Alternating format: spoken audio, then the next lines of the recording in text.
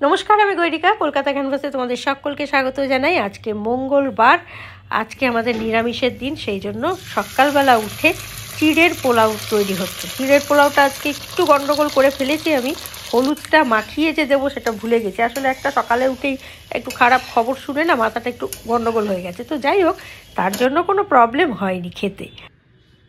ঠান্ডাটা একটু কমেছে, বুঝলে, একটু শান্তি লাগছে মনে হচ্ছে।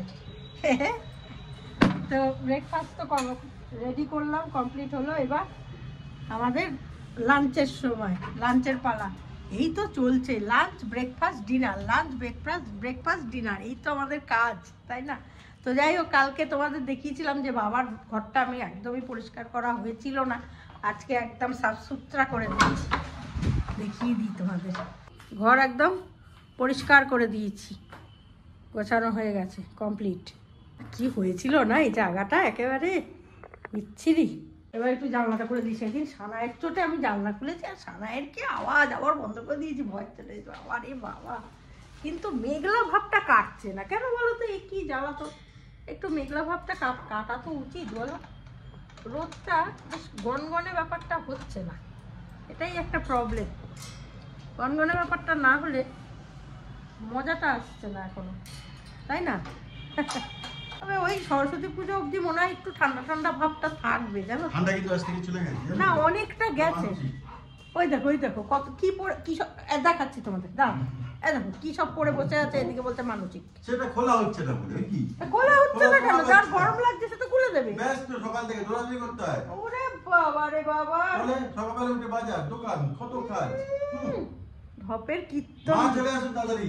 আর আমার ছেলেকে দেখো, দেখো পজিশন নিয়ে নিচে, নিজেরটা খেয়েটে জিপটে চেটে পুটে এখানে শুয়ে পড়েছে। আজকে অবশ্য ডিম খাইনি, আজকে ওকে বিস্কুট দিয়েছি, বিস্কুট একটু পরেই খেতে দিয়ে দেবো তাড়াতাড়ি। ওই দেখো, দেখছো, শুধু মুখখানা দেখা যায়। ওই দেখো চোখগুলো কিরকম শয়তানের মতো বসে আছে, দেখো। আলু এনেছে, সাইজ দেখো, দেখো দেখেছো, এগুলি আলুর সাইজ, বিরক্তিকারক না? আজকে নিরামিষ তো, অনেক রকম রান্না থাকে, এই এক সমস্যা যে একরকম রান্নায় হয় না। এই যদি মাছ মাংস থাকতো, শুধু মাছ করতেও হয়ে যেত। ভালো লাগে না প্রতিদিন এক রান্না করতে। চন্দন একটু বেরোলো, বাড়ির দিকে গেল, এসে যাবে। ভালো লাগে জানো তো, মন দিয়ে পুজোটা করতে পারলে না মনে শান্তি পাওয়া যায়। তা নাহলে কি মনে হয় যেন কি একটা করিনি। আর যদি তুমি ঈশ্বরকে না কিছু মানে টাইম দাও, একটুখানি টাইম সারাদিনের মধ্যে যদি না দিতে পারি, তাহলে আমরা ঈশ্বরের কাছ থেকে ভালো থাকার কথা চাইবো কি করে বলো তো? এটা আমার মনে হয়। তাই জন্যই কিছু মানে ঈশ্বরকে তো আমাদের কিছু দেওয়ার নেই, ক্ষমতাও নেই, সবটাই ওনাদেরই দেওয়া, তারই ইচ্ছায় সব কিছু হয়। কাজেই কালকে সুস্মিতাদি খুব ভালো একটা কমেন্ট দিয়েছে যে ঠাকুর তোমার কাছ থেকে যেদিন যেরকম পুজো নেওয়ার সেরকমই নেবেন, তুমি চাইলেও ভালোভাবে দিতে পারবে না, চাইলেও খারাপভাবে দিতে পারবে না। এটা কিন্তু একদম সত্যি কথা, জানো তো? এক একদিন এমন হয় ভাবি যে আজকে সেরকমভাবে আর দেবো না, ছোট্ট করে একটু খেতে দিয়ে চলে আসবো, কিন্তু বসে ঠাকুর ঘরে গিয়ে পুরো পুজোটাই দিয়ে আসি, এরকমটা কিন্তু হয়। আর যেদিন মনে হয় আজকে খুব ভালো করে পুজো দেবো, সেদিন এমন কিছু একটা হয়ে যায়, ভালো করে আর পুজো দেওয়া হয় না, কোনো রকমে একটুখানি দিয়ে চলে আসতে হয়।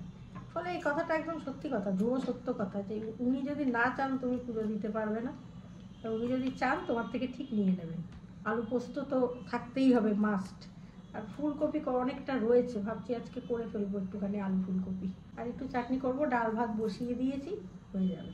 আলু পোস্ত বসিয়ে দিয়েছি, এখানে ডালও হয়ে গেছে, মানে ডালটা হয়েছে তোমার ওই সেদ্ধ হয়ে গেছে। এটা ফোড়ন দেবো শুধু, এগুলো রয়ে গেছে, এগুলো এখন মাছ দেওয়া হবে।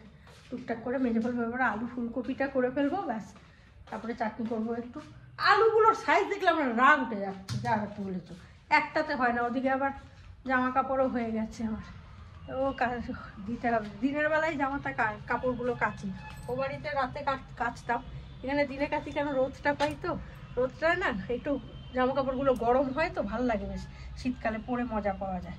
আর এই দেখো এই ভোম্বাটাকে আমাকে দিয়ে আমি ভুল করেছি জানো, প্রথম দিন ও রেখে দিয়েছিল এখানে যে লন্ড্রিতে দেবে বলে, এবার আমি এটা কেচে দিয়েছি এখানে, বলছি মা এখানে কাচা যায় নাকি, তাহলে আর লন্ড্রিতে দেবো না। ব্যাস আমার ভুল, যেচে পড়ে কাজ বাড়ায়। জামা কাপড়গুলো শুকোতে দিয়ে আমি চলে যাব রান্নাঘরে, কারণ আজকে আমার পুজো আছে, মঙ্গলবারের পুজো।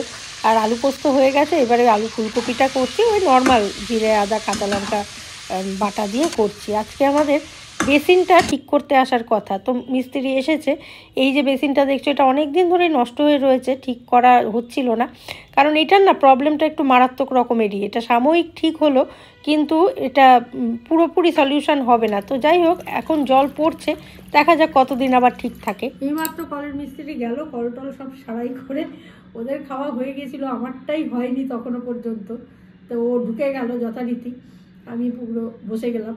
তো এই এতক্ষণে আমি খেতে বসেছি দুপুরবেলার খাওয়া, দুপুর আর এখন নেই।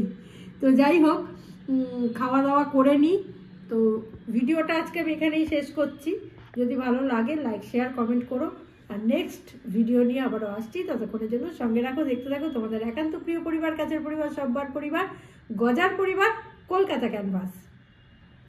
আজকে মঙ্গলবার, তাই একটু ওই ধরনের একটা গান গেয়েই শেষ করি। হ্যাঁ, শ্রী রামচন্দ্র কৃপালু ভজমন হরণ